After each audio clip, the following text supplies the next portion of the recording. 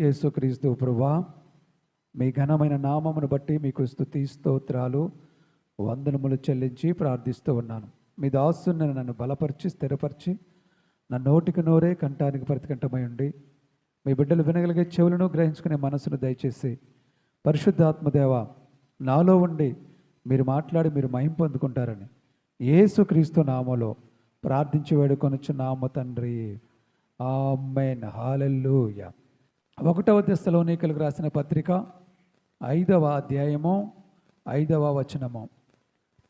మీరందరూ వెలుగు సంబంధులు, పగటి సంబంధులై ఉన్నారు.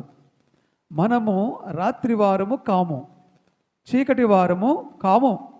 కావున ఇతరుల వలె నిద్రపోక మెలకువగా ఉండి మత్తులము కాక యుందుము.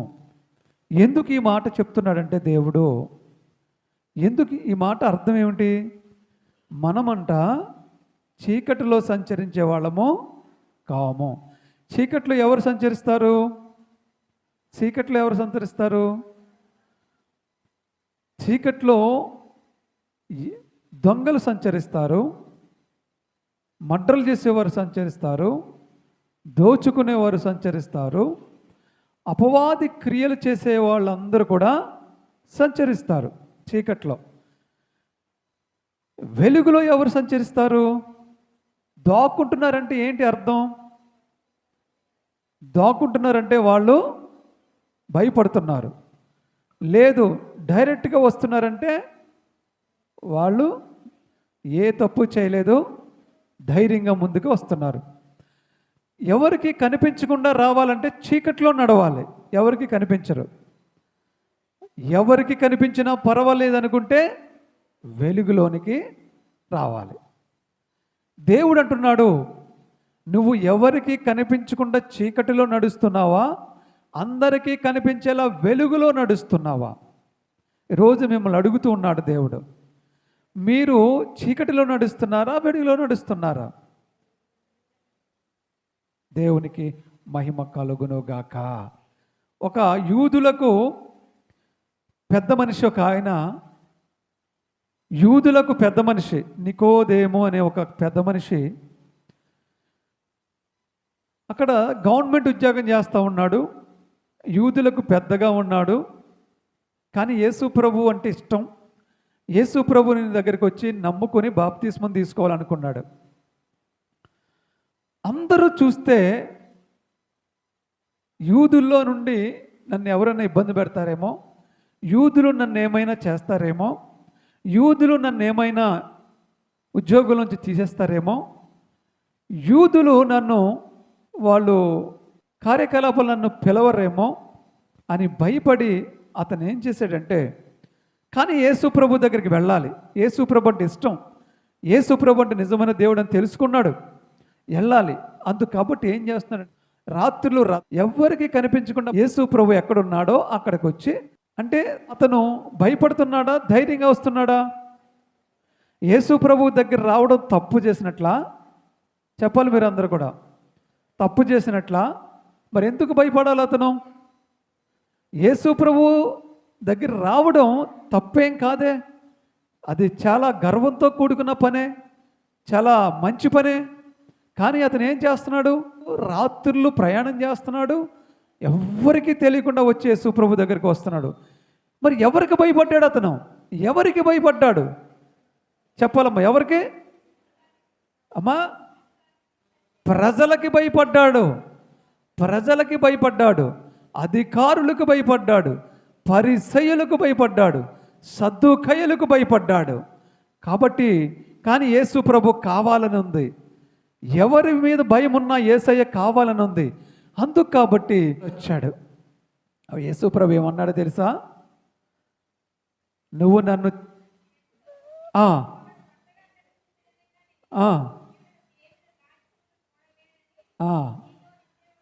చాలమ్మా, చాలు. యేసు ప్రభు ఏం చెప్పాడో తెలుసా? నా కుమారుడా, నువ్వు భలేగా వచ్చావు, నువ్వు ముసుగేసుకుని వచ్చావు, నువ్వు దొంగ వలే వచ్చావు, హ్యాపీ అని వచ్చి నన్ను కౌగిలించుకోలేదు.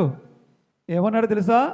ఒకడు క్రొత్తగా జన్మించితేనే కానీ దేవుని రాజ్యములో ప్రవేశించలేడు అన్నాడంట. నిశ్చయముగా చెప్పుచున్నాను, ఒకడు క్రొత్తగా జన్మించితేనే కానీ దేవుని రాజ్యములో, అంటే దాని అర్థం మీకు అర్థమై ఉంటుంది అనుకుంటాను. అర్థమైన వాళ్ళు చేయి చూపించండి ఒకసారి. అర్థమైన వాళ్ళు, అమ్మ నేను చెప్పింది అర్థమైన వాళ్ళు చేయి చూపించండి. ఓకే, దించేసేయండి. ఇక్కడ ఇంకా చాలామందికి అర్థం కాలేదు, అది నేను మీకు అర్థమయ్యేలా చెప్తాను. వీళ్ళందరికీ అర్థమైపోయింది అది, మిగతా వాళ్ళకి కొంతమందికి అర్థం అవ్వలేదంటే చేయి చూపించలేదు కాబట్టి వాళ్ళకి అర్థం అవ్వలేదు. నేను వాళ్ళకి అర్థమయ్యేలా చెప్తాను, అందుకే నేను ఇక్కడ ఉన్నాను. దేవుడు అంటే చాలా ఇష్టం అతనికి, కానీ ప్రజలంటే భయపడుతున్నాడు. ఎవరన్నా ఏమన్నా చేస్తారేమో, ఎవరన్నా ఏమన్నా అంటారేమో, ఎందుకు వెళ్తున్నాం అంటారేమో, ఎలా చేస్తున్నాం అంటారేమో, ఇలాగ అంటారేమోని ప్రజలకు భయపడి, కానీ దేవుడు కావాలి, దేవుడిని విడిచిపెట్టకూడదని భయపడుతూ రాత్రి చీకట్లో యేసు ప్రభు దగ్గరికి వచ్చాడు. అతను యేసు ప్రభు దగ్గరికి వచ్చి అంటున్నాడు, నువ్వు దేవుడు అని నాకు అర్థమైంది, నువ్వు చేసినట్లుగా ఎవరు చేయలేకపోతున్నారు, కాబట్టి ఆయన ఇష్టపడుతున్నాను అని ఇండైరెక్ట్గా చెప్తున్నాడు. నువ్వు నాకు కావాలి, నేను నమ్ముకుంటాను, నిన్ను వెంబడిస్తాను అన్నట్లుగా ఆయన దగ్గరికి చీకట్లో అడుగుతుంటే యేసు ప్రభు అన్నాడు, ఒకడు క్రొత్తగా జన్మిస్తే తప్ప ఎవడు పరలోక రాజ్యములో చేరుకోడు అని నిశ్చయము. ఎందుకు క్రొత్తగా జన్మించాలన్నాడంటే, ఇతడు క్రొత్తగా జన్మించాలి. ఇప్పుడు ఎవరు? ఈ నికోదేము క్రొత్తగా జన్మించాలి. క్రొత్తగా జన్మించాలంటే పాతవి ఏమవ్వాలి? విడిచిపెట్టాలి. పాతవి అతను ఏమి విడిచిపెట్టలేదు? భయం విడిచిపెట్టలేదు. 10 మంది ఏమంటారో, నాయకులు ఏమంటారో, అధికారులు ఏమంటారో, వాళ్ళు ఏమంటారో, వీళ్ళు ఏమంటారో, సిగ్గుపడిపోయి భయపడిపోయి నా ఉద్యోగం పోద్దేమో, ఇవన్నీ మనసులో పెట్టుకుని దొంగతనంగా చీకట్లో వెళ్ళాడు. అందుకే యేసు ప్రభు స్ట్రాంగ్ కౌంటర్ ఇచ్చాడు అతనికి. ఒకడు క్రొత్తగా జన్మిస్తే తప్ప పరలోక రాజ్యానికి వెళ్ళలేడు. నువ్వు ఇలాగుంటే పరలోక రాజ్యానికి వెళ్ళలేవు నాయన అని చెప్పాడు. ఎలా ఉంటే? నువ్వు భయపడిపోతే, నువ్వు సిగ్గుపడిపోతే, నువ్వు వాళ్ళని వీళ్ళని చూసి దాక్కుని సిగ్గుపడి దేవుని సన్నిధికి వస్తే అలా రాకూడదు. దేవుని సన్నిధికి ఎలా రావాలి? దేవుని శక్తి, నా దేవుని ప్రేమ మీ ముఖంలో కనపడాలి. ఆ ఆనందంతో రావాలి, చాలా గర్వంగా రావాలి దేవుని సన్నిధికి, చాలా హాయిగా రావాలి దేవుని సన్నిధికి, చాలా ధైర్యంగా రావాలి దేవుని సన్నిధికి. అలా వస్తున్న వాళ్ళకే దేవుడు ఇష్టం. అలా రాలేదు కాబట్టి నికోదేముతో ఏం చెప్పాడంటే, ఒకడు క్రొత్తగా జన్మించాలి అన్నాడు. అంటే నువ్వు క్రొత్తగా జన్మించి, ఇప్పుడు నువ్వు నాలోకి వచ్చావు కాబట్టి నువ్వు క్రొత్త మనిషిగా అవ్వాలి. నువ్వు క్రొత్తగా అవ్వాలి. పాతవన్నీ విడిచిపెట్టే, అనగా పాతవి ఏమైతే నీలో ఉన్నాయో అవన్నీ, ఏదైతే ఒకవేళ కొన్ని చేయగొని పనులు చేస్తున్నా, తప్పు పనులు ఏమన్నా చేస్తున్నా, దేవునికి విరుద్ధమైనవి, ప్రజలకు విరుద్ధమైనవి ఏమన్నా నువ్వు చేస్తున్నా, అలాంటివి విడిచిపెట్టి దేవుని సన్నిధిలో నువ్వు క్రొత్తగా జన్మించు అని దేవుడు చెప్తూ ఉన్నాడు. దేవునికి మహిమ కలుగునుగాక. హల్లెలూయా, హల్లెలూయా. దేవుడు చెప్తున్నాడు, మీరు వెలుగు సంబంధులు, చీకటిలో సంచరించవలసిన అవసరము లేదు. మీరు పగటివారు, మీరు చీకటిలో మత్తుగా ఉన్నట్లుగా మీరు పగలు మత్తుగా ఉండకండి. దేవునికి మహిమ కలుగునుగాక. ఈ సందర్భము అక్కడ ఎందుకు వచ్చిందంటే, పైనుండి చూస్తే మనకు అర్థమవుతుంది ఎందుకు ఈ మాట చెప్తున్నాడంటే, మీరు పగటివారు, మీరు చీకటి వారు కాదు అని ఎందుకు చెప్తున్నాడంటే, దేవుడు పైన ఒక మాట ఉంది, ఏమంటే, సహోదరులారా, ఆ కాలమును గూర్చియు ఆ సమయమును గూర్చియు మీకు వ్రాయనక్కర్లేదు. రాత్రి వేళ దొంగ ఎలాగూ వచ్చునో అలాగే ప్రభువు దినము వచ్చినని మీకు బాగుగా తెలియను. లోకులు నెమ్మదిగా ఉన్నది, భయమేమీ లేదని చెప్పుకొనుచుండగా గర్భిణీ స్త్రీకి ప్రసవ వేదన వచ్చినట్లు వారికి ఆకస్మికముగా నాశనము తటస్థించును గనుక వారెంత మాత్రము తప్పించుకొనలేరు. సహోదరులారా, ఆ దినము దొంగ వలె మీ మీదకు వచ్చుటకు మీరు చీకటిలో ఉన్నవారు కారు. దేవునికి స్తోత్రం, హల్లెలూయా. ఇక్కడ దేవుడు 2 విభాగాలుగా ప్రజలను విభజించాడు. 2 విభాగాలుగా దేవుడు ప్రజలు విభజించాడు. ఎలా అంటే, ఒకరు చీకటిలో ఉన్నవాళ్ళు, ఒకళ్ళు వెలుగులో ఉన్నవారు. చీకటిలో ఉన్నవారి మీదకి ఆ దినము అనగా దేవుడు రెండవ రాకడ దినము ఎలా వస్తుందంటే అకస్మాత్తుగా వస్తుందంట. తెలియతనంగా. దొంగ ఎప్పుడు వస్తాడో ఎవరికి తెలియదు. తెలిస్తే మనం జాగ్రత్త పడతాం. కాబట్టి తెలియకుండా సడన్గా వచ్చి మీద పడద్దంట అపాయం. ఎవరికి?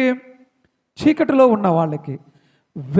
కాబట్టి ఇక్కడ వాళ్ళు అనుకుంటారంట, ఏమీ లేదులే, అంతా బాగుంది కదా, అంత నెమ్మదిగా ఉంది కదా, అంతా హ్యాపీగానే ఉంది కదా, ఏం పర్వాలేదులే అని వాళ్ళు ఎలాగుంటుందంటే వాళ్ళు బాగుగా నెమ్మదిగా ఉన్నది, భయమేమీ లేదని చెప్పుకొనుచుండగా, ఇలా వాళ్ళు హ్యాపీగా ఉంది కదా, ఏం భయం లేదు కదా అని ఆనందంగా చెప్పుకొనుచు ఉండగా సడన్గా గర్భిణీ స్త్రీకి ప్రసవ వేదన వచ్చినట్లు వారికి ఆకస్మికముగా నాశనము తటస్థించును. అంటే వాళ్ళు ప్రశాంతంగా ఉంది, ప్రాబ్లమ్స్ ఏమీ లేవు, అంతా బాగానే ఉంది, మనం బాగున్నాం, చాలా హ్యాపీగా ఉన్నాం అనుకుంటారంటే చీకట్లో ఉండేవాళ్ళు. చాలా బాగున్నాం కదా, అంతా బాగుంది కదా అనుకుంటారంటే చీకట్లో సంచరిస్తూ వాళ్ళ మీదకంట ఎలా వస్తుందంటే ఒకేసారి స్త్రీ ప్రసవ వేదన పడిన స్త్రీ ఎంత భయంకరమైనటువంటి బాధ అనిపిస్తుందో అలా ఆకస్మికంగా ఒకేసారి వాళ్ళ మీదకి నాశనము సటస్తుందంట. అంటే ప్రమాదం వచ్చి పడద్దంట. ఎవరి మీదకి? చీకటిలో సంచరించే వాళ్ళ మీదకి. అలా చెప్తూనే దేవుడు ఏమంటున్నాడంటే అలాంటి భయంకరమైనటువంటి పరిస్థితులు మీ మీద పడడానికి మీరు చీకటిలో సంచరించే వాళ్ళు కాదు, కాబట్టి మీ మీద పడదు అని దేవుడు చెప్తున్నాడు. అమ్మ, అలాంటి ప్రమాదం మీ మీద పడడానికి మీరు చీకటిలో సంచరించే వాళ్ళు కాదట. ఎందులో సంచరిస్తున్నారు? మీరు వెలుగులో సంచరిస్తున్నారు. అందుకు కాబట్టి మీ మీదకి అలాంటిది రాదు అని చెప్తూనే దేవుడు ఏమంటున్నాడంటే మీరు ఎలా ఉండాలంట చూడండి. 7వ వచనంలో నిద్రపోవుదురు, మత్తుగా ఉండువారు రాత్రివేళ మత్తుగా ఉండుదురు. మనము పగటివారమై ఉన్నాము గనుక మత్తులమై ఉండక విశ్వాస ప్రేమలను కవచనము, రక్షణ నిరీక్షణను శిరస్త్రాణములను ధరించుకొందుము. ఇప్పుడు అలాంటి ఆకస్మికమైనటువంటి ప్రమాదాలు మన మీదకి రాకుండా ఉండాలంటే మనం ఏం చేయాలంటండి? మనము చీకటిలో సంచరించే వాళ్ళలాగా మత్తులమై ఉండక పగటిపూట సంచరించే వాళ్ళలాగా మెలకుగా ఉండి ప్రార్థన చేస్తూ రక్షణ అంటే దేవుని రక్షణ, దేవుని బాప్తిస్మము ఇవన్నీ పొందుకుని రెడీగా అన్నీ మన చుట్టూ కవచాలుగా పెట్టుకోవాలంట. రక్షణ శిరస్త్రాణాన్ని మన చుట్టూ కూడా కవచాలుగా పెట్టుకోవాలి. అంటే మనము రక్షింపబడ్డానికే దేవుడు మనల్ని నియమించాడు, కానీ దేవుని ఉగ్రత మన మీదకి రావడానికి దేవుడు మనల్ని ఏర్పాటు చేసుకోలేదు. దేవుని రక్షణ ఇవ్వడానికే మనల్ని ఏర్పాటు చేసుకున్నాడు. అర్థమవుతుందా మీకు? మనలందరినీ ఇక్కడికి ఎందుకు పిలిచాడంటే దేవుని రక్షణ పొందుకోవడానికి, దేవుని ఆశీర్వాదం పొందుకోవడానికి, దేవుని దీవెనలు పొందుకోవడానికి దేవుడు మనం పిలిచాడు, కానీ దేవుని ఉగ్రతను మన మీదకి రప్పించడానికి దేవుడు మనల్ని పిలవలేదు. కాబట్టి దేవుడు చెప్పినట్లుగా మనము నడుచుకోవాలి. దేవుడు మనకి దేవుని వెలుగులో మనం సంచరించినప్పుడు, దేవుని వెలుగు మన మీద ప్రకాశించినప్పుడు మనము వెలుగు సంబంధులం. కాబట్టి వెలుగు సంబంధులు ఎలా నడుచుకుంటారో అలాగే మనం కూడా నడుచుకోవాలి. దేవునికి మహిమ కలుగునుగాక. ఎందుకంటే ఎలుగు మంచిదా చెడ్డదా? మంచిదేనా? ఆదికాండము 1వ అధ్యాయము 3వ వచనం. ఎలుగు మంచిదో కదో చూద్దాం. ఆదికాండము 1వ అధ్యాయం 3వ వచనం. దేవుడు వెలుగు కమ్మని పలుకగా వెలుగు కలిగెను, వెలుగు మంచిదైనట్లు దేవుడు చూచెను. దేవునికి మహిమ కలుగు. వెలుగు మంచిదైనట్లు దేవుడు చూశాడంట. అంటే ఫస్ట్ దేవుడు వెలుగు కమ్మని పలికాడంట. వెలుగు కమ్మని పలకగానే వెలుగు వచ్చింది. అంటే అప్పుడు వెలుగు లేదు, చీకటే ఉంది. అవునా? వెలుగు లేదు, చీకటే ఉంది. కాబట్టి వెలుగు కమ్మని పలకగానే వెలుగు వచ్చింది. అప్పుడు దేవుడు అన్నాడంట, వెలుగు మంచిదని అనుకున్నాడంట. మరి చీకటిని మంచిది అనుకున్నాడా, దేవుడు వెలుగును మంచిది అనుకున్నాడా? వెలుగే మంచిది అనుకున్నాడు. కాబట్టి మనం వెలుగు సంబంధులము. దేవునికి మహిమ కలుగు. చీకటిలో ఎవరు సంచరిస్తారు?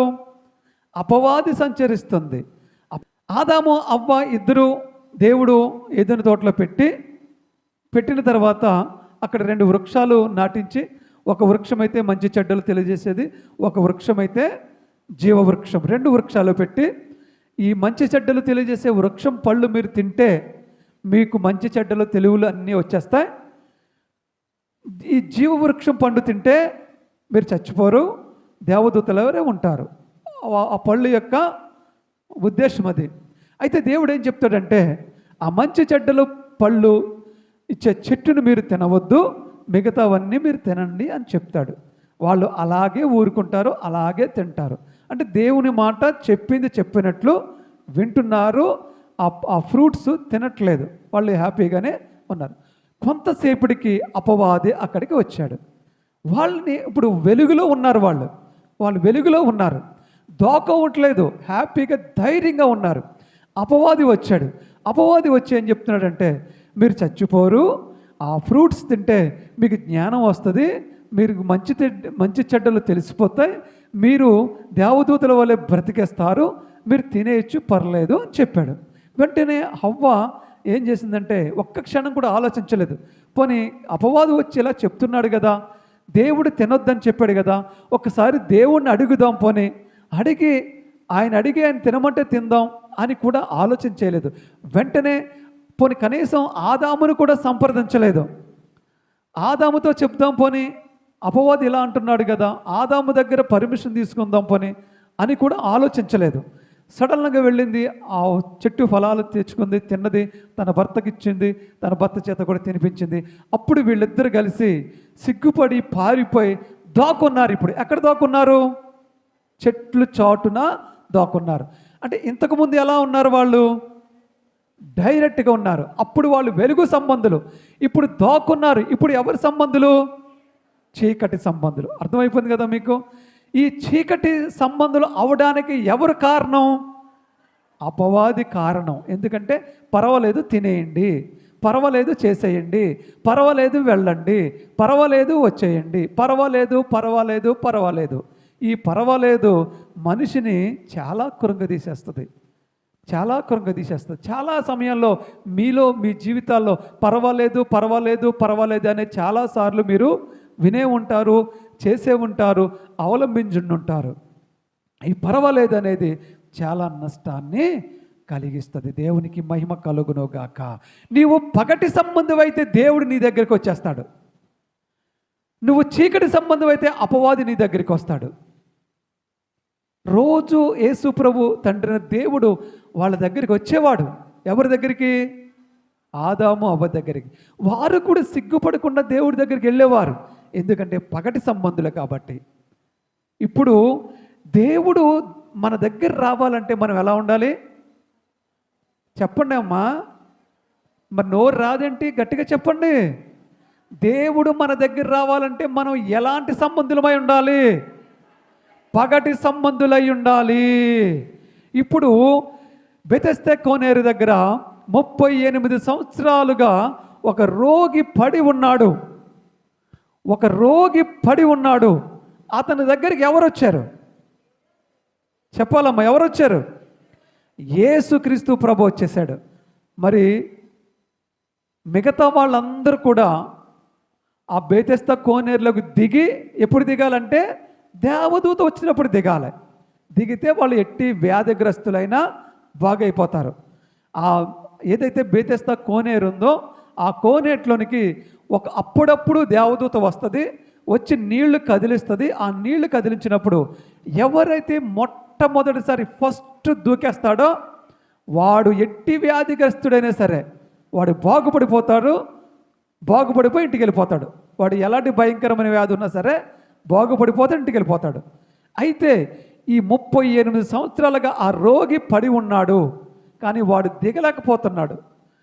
వాడు రోగి అయిన కారణం చేత వాడు ఆ బెతెస్దా కోనేరులోకి దిగలేకపోతున్నాడు. వీడు దిగే లోపల ఎవడో ఇంకొకడు సర్రనొచ్చి దూకేస్తున్నాడు అందులోకి. వాడు బాగుపడిపోతున్నాడు, వాడు వెళ్ళిపోతున్నాడు. కానీ వీడికి మాత్రం 38 సంవత్సరాలుగా అస్సలు ఇసుపే రాలేదు. వాడు నిరీక్షణ విడిచిపెట్టలేదు. ఒక రకంగా చెప్పాలంటే అబ్రహాము కంటే కూడా వీడికి ఇతనికి ఎక్కువ నిరీక్షణ ఉంది. అబ్రహాము 25 సంవత్సరాలు నిరీక్షించాడు. కానీ ఇతను ఎన్ని సంవత్సరాలు నిరీక్షించాడండి? 38 సంవత్సరాలు నిరీక్షించాడు. విడిచిపెట్టలేదు దేవుణ్ణి. ఆ కోనేటి దగ్గర నుంచి వెళ్ళిపోలేదు, అక్కడే ఉండిపోయాడు. అందుకు చేత దేవుడు ఏం చేశాడు తెలుసా? డైరెక్ట్గా యేసు ప్రభువే వచ్చేసాడు అక్కడికి. చూసారా? అంటే నీకు నిరీక్షణ ఉంటే నువ్వు దేవుడి దగ్గరికి వెళ్ళలేకపోయినా నీ దగ్గరికి దేవుడే వచ్చేస్తాడు. ఏముండాలి మనకి? నిరీక్షణ ఉండాలి. అబ్రహాము 25 సంవత్సరాలు నిరీక్షించాడు. ఈ బెతెస్దా కోనేరు దగ్గర రోగి 38 సంవత్సరాలు నిరీక్షించాడు. నువ్వు నేను ఎంతకాలం నిరీక్షించాలి దేవుడి కోసం? ఒకవేళ ఏదైనా కార్యం త్వరగా జరగకపోయినా, ఒకవేళ నీకు అనారోగ్యం బేగ తగ్గకపోయినా, నువ్వు అనుకున్నది బేగ జరగకపోయినా ఇసుకుపోకు, నిరుత్సాహం పడకు, నిరీక్షణ విడిచిపెట్టకు, విశ్వాసాన్ని విడిచిపెట్టకు, యేసు ప్రభువుని విడిచిపెట్టకు. దేవుడు తప్పకుండా ఒక రోజున నేను అద్భుతంగా లేవనెత్తాడు. చప్పట్లు కూడా దేవుని మహిమపడదామా. హల్లెలూయా. దేవుడి దగ్గర రావడం అంటే ఏంటో మీకు అర్థమయ్యేలా ఒక మాట చెప్తాను. దేవుడికి దగ్గర రావడం అంటే ఏంటో చెప్తాను. ఒక అపర కోటీశ్వరుడు, తనకు ఒక చార్టర్డ్ ఫ్లైట్ ఉంది, సొంతంగా విమానం ఉంది అతనికి. ఆ విమానం వేసుకుని ఒక పట్టణానికి వెళ్తున్నాడు. ఆ పట్టణంలో చాలా ఇంపార్టెంట్ అయిన మీటింగ్ జరుగుతుంది. చాలా పెద్ద పెద్ద గెస్టులు వస్తున్నారు. ఇతడు అక్కడికి వెళ్ళడం చాలా ఇంపార్టెంట్, వెళ్ళాలి. అందుకని స్పీడ్గా వెళదామని తన విమానాన్ని వేసుకుని వెళ్తున్నాడు. వెళుతూ ఉండగా ఒక అడవిలోకి వచ్చేటప్పటికి ఆ విమానం చెడిపోయింది. ఇంజిన్ చెడిపోయింది. చెడిపోతే ఇక ముందుకెళ్తే ప్రమాదం. అందుకని పైలట్ ఏం చేస్తాడంటే ఆ విమానాన్ని ఆ అడవిలో, ఆ చెట్ల మధ్యలో, ఆ పచ్చిక బయళ్ళ మీద ఏదోలా రకంగా దాన్ని ల్యాండింగ్ చేసేస్తాడు. దిగిపోద్ది విమానం, కిందకి దింపేస్తాడు. దిగిపోయిన తర్వాత ఈ వ్యక్తి దిగేస్తాడు. దిగేసి చూస్తే అదంతా చుట్టూ అడవి, ఏమీ లేదు. కానీ పక్కనే ఉన్న పట్టణానికి చాలా అర్జెంటుగా, చాలా ఇంపార్టెంట్, తెల్లారితలోకి లేకపోతే సాయంత్రం అక్కడికి వెళ్ళాలి. ఇతను ఇక గత్యంతరం లేక పరుగించుకుంటాడు. అడవిలో పరిగెట్టి నెమ్మదిగా రోడ్డు మీదకి వస్తాడు. రోడ్డు మీదకి వచ్చి ఏదైనా వెహికల్ దొరికిద్దేమో, కారు దొరికిద్దేమో, ఏదైనా బైక్ దొరికిద్దేమో, ఎక్కి వెళ్ళిపోదాం అని చూస్తుంటే ఏదీ రావట్లేదు. ఈలోపుగా భయంకరమైన వర్షం వచ్చేస్తుంది, బీభత్సమైన వర్షం వచ్చేస్తుంది. ఈ సమయంలో ఒక డొక్కు అంబాసిడర్ కారు ఒకటి వస్తుంది.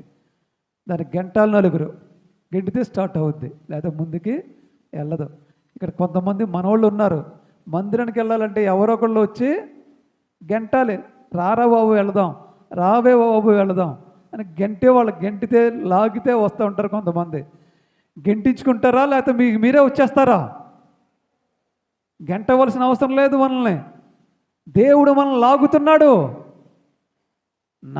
ఒక పాట ఉంది, నా చేయి పట్టుకో నా యేసయ్యా, ఆశైతే ఉంది నాలో అందుకోలేకున్నాను, నా చేయి పట్టుకో నా యేసయ్యా, నా చేయి పట్టుకో నా రక్షక. అంటే మనం చేయి పట్టుకు లాగుతున్నాడు. మునిగిపోతున్న పేతురు చేయి పట్టుకుని యేసయ్య లేవనెత్తాడు. నిన్ను కూడా పడిపోయిన స్థితిలో ఉండి యేసయ్య నిన్ను లాగుతున్నాడు. నిన్నొకరు గంటవలసిన అవసరం లేదు, నిన్నొకరు తొయ్యవలసిన అవసరం లేదు, నిన్నొకరు లాగవలసిన అవసరం లేదు. యేసయ్య లాగుతున్నాడు. నువ్వు వచ్చేయాలంతే. దేవునికి మహిమ కలుగును గాక. అలాంటి కారు ఒకటి వేసుకొస్తున్న ఒక అతను వస్తున్నాడు. ఒక డొక్కు కారు వేసుకొని వస్తున్నాడు. ఆ కారు ఆపాడు. ఇతను ఆపి, బాబు నేను అర్జెంటుగా వెళ్ళాలి, దయచేసి నన్ను కొంచెం డ్రాప్ చేయవా అన్నప్పుడు, ఓకే ఎక్కండి అన్నాడు. ఎక్కాడు. ఈ కారు ఎలా వెళ్తుందంటే చాలా నెమ్మదిగా వెళుతుంది. ఎందుకని?